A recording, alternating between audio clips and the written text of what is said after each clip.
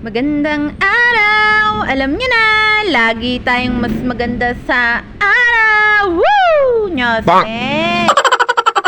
Nagmaganda na naman sa filter ang nanay ng mga pusang ito. Anyways, kagabing kaganapan nga yan. Pagkatapos ko nga silang ipagluto at pakainin, ay pardatulog naman sila sa akin habang nanonood ako ng TV. Nyosme! Kinaumagahan naman, ganito nga lagi ang ganap namin kapag oras ng pagkain nila. Hey! Nyosme, ganito talaga ang napapala ng nag-aanak ng marami.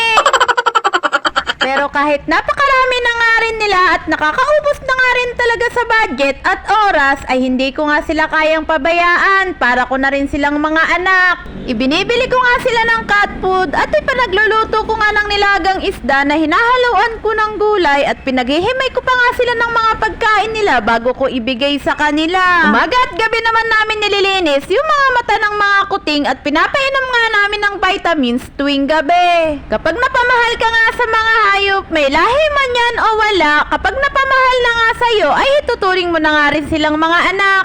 Unconditional love, pagmamahal na walang inaantay na kapalit. Anyways, pagkatapos ko nga silang asikasuhin pakainin, ay dumiretso na nga rin ako sa labahan para linisin nga yung mga dumi ng mga adult kong pusa. At yung kulungan naman ng mga kuting ay nililinis naman ng bunso ko bago maligo at pagkatapos mag-agahan. Laking tulong nga din sa pag-aalaga ng mga junakis kong pusa yung mga bagets ko. Dahil katulad ko, ay napamahal na nga rin sila dito sa mga junakis kung pusa. Kaya sa mga nag-aalaga po ng mga hayop dyan, may lahi man o wala, ay ituring natin silang parang pamilya dahil tayo na lang po ang meron sila. At sa mga nagbabalak pong mag-alaga ng hayop, hindi po basta-basta ang pag-aalaga ng hayop, may kakibat po yung responsibilidad. Hindi porket hayop sila ay hindi po natin sila aalagaan ng maayos at papakainin. May buhay din po sila na katulad nating mga tao at nilikha sila ng Diyos para alagaan ng mga tao.